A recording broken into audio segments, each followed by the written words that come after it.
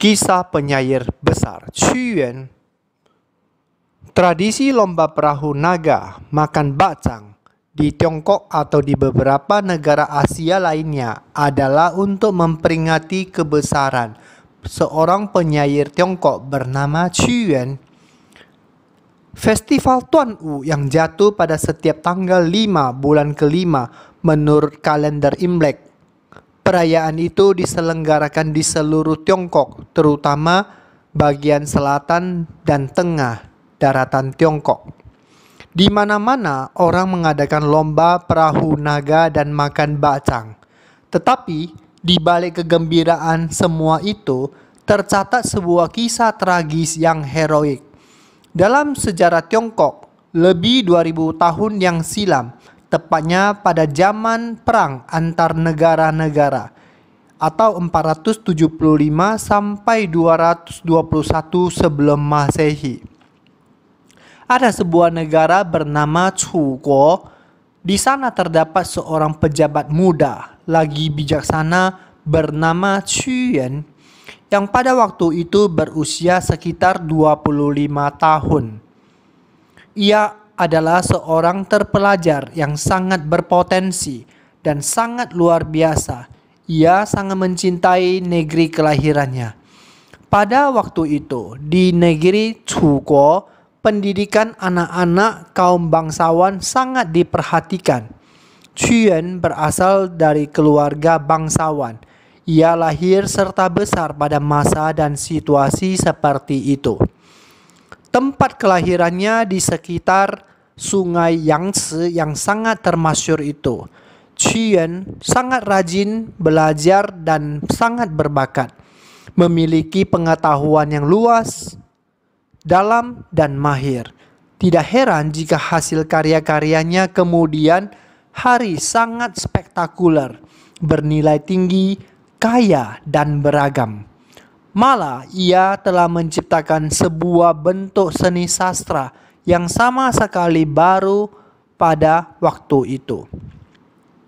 Qu Yuan pernah menulis sebuah puisi berjudul Memuji Jeruk Mandarin. Ia memberikan penilaian yang sangat-sangat tinggi terhadap pohon jeruk. Ini berbeda dengan kebanyakan cendekiawan maupun penyair Tiongkok yang lebih suka pada pohon bambu yang memiliki unsur filosofi budi pekerti lurus, tak sudi membungkuk atau mengambil hati orang yang berkuasa atau berharta. Menurutnya, pohon jeruk berakar sangat dalam di tanah, penuh semangat hidup, tumbuh lebat menghijau. Buah jeruk itu kombinasi warnanya, kulit berwarna campuran, rasanya manis dan aromanya sangat harum, menyebar ke segala penjuru. Semua itu sangat menonjol hingga terurai sifat dirinya. Qu Yuan memuji pohon jeruk juga dengan kuat dan teguh mempertahankan integritas moral dirinya sendiri. Ia bersifat lapang dada, bercita-cita luhur, tidak mengejar hal-hal rendahan. Berpikiran jernih, bebas berdiri di dunia, tak mau mengikuti timbul tenggelamnya arus. Oleh sebab itu, Qu Yuan menjadikan pohon jeruk sebagai simbol sekaligus gurunya.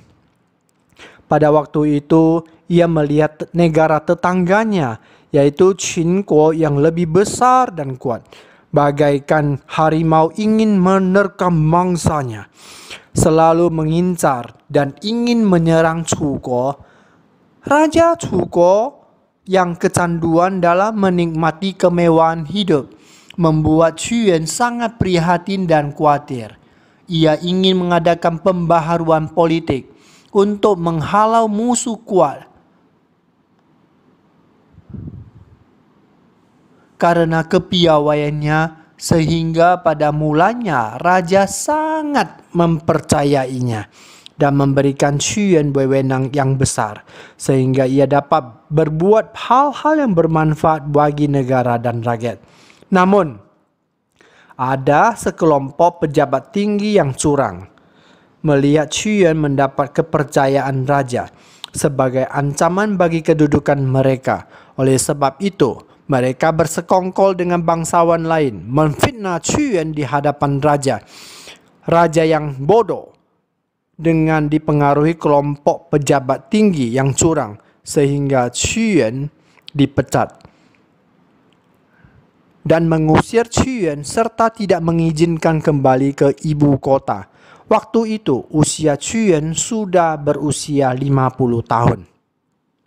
Sebenarnya Qiyuan lebih cenderung sebagai seorang politikus daripada seorang penyair. Namun kegagalannya dalam karir berpolitik membuat ia sangat kecewa. Karena itu ia sangat mencintai tanah air serta rakyat yang menderita, namun ia tidak lagi diberikan kesempatan untuk berbakti kepada negara.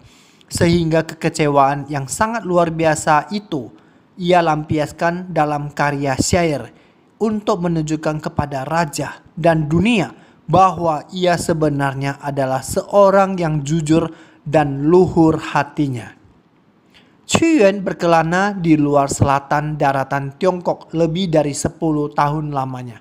Suatu ketika Raja Chu Guo, Chu Huaiwang, tertipu dan mati di Qinguo. Setelah putra mahkotanya naik tata, Chu Xiangwang, raja ini malah lebih bodoh sehingga tidak sedikit wilayah Chu Guo dirampas oleh Qinguo. Setelah Qiyuan mendengar rentetan kabar buruk itu, hatinya sangat duka karena mencemaskan nasib tanah airnya, sehingga ia memutuskan untuk kembali ke negerinya. Dalam perjalanan itu, ia menyaksikan penderitaan rakyat, pemandangan menyedihkan di daerah pendudukan musuh, sedangkan para pejabat pemerintah tetap hidup mewah tanpa memikirkan nasib rakyat. Ini benar-benar sangat memprihatinkan dan menyedihkan. Qiyuan seorang patriotik karena terguncang dan marah sekali, sehingga ia sebentar tertawa, sebentar menangis seperti orang tak waras. Selama dalam perjalanan, ia telah banyak menulis puisi. Salah satu karya representatifnya adalah Li Shao, artinya kemurungan karena meninggalkan negara serta kampung halamannya. Li Shao merupakan puisi lirik terpanjang di zaman Tiongkok kuno, yang juga merupakan puisi lirik terpanjang dalam sejarah sastra dunia. Puisi ini telah diterjemahkan dalam beberapa bahasa, antara lain Inggris, Rusia, Jerman, Prancis, Jepang, dan Italia. Boleh dianggap sebagai cerita atau peristiwa yang dialami penyair sendiri. Akhirnya, tibalah ia di tepi sungai Milo. Tersiar lagi sebuah berita buruk. Kini sadarlah ia bahwa negaranya tidak dapat diselamatkan lagi. Rajanya kembali sudah mati. Ini membuat ia bertambah gelisah dan sedih. Siang dan malam ia ingin berbakti kepada negaranya dan senantiasa memperhatikan penderitaan rakyat. Namun orang jahat, orang licik sedang berkuasa, sehingga cita-cita luhurnya tak tercapai. Dalam perasaan gundah, pertentangan gejolak dalam dada Qiyuan yang patriotik itu, dan ia tidak sudi menyaksikan kehancuran negerinya. Akhirnya ia memutuskan cita-cita tidak tercapai, lebih baik mati demi tanah negeri yang ia cintai. Ia nekat dengan memeluk sebuah batu besar, terjun ke dalam sungai Milo hingga tewas. Ia wafat dalam usia sekitar 60 tahun. Rakyat sangat menghormati dan sangat mencintai Qiyuan. Begitu mereka mendengar berita bahwa Qiyuan telah bunuh diri dengan cara terjun ke sungai Milo, berduyun-duyun orang datang ingin mengangkat jenazahnya.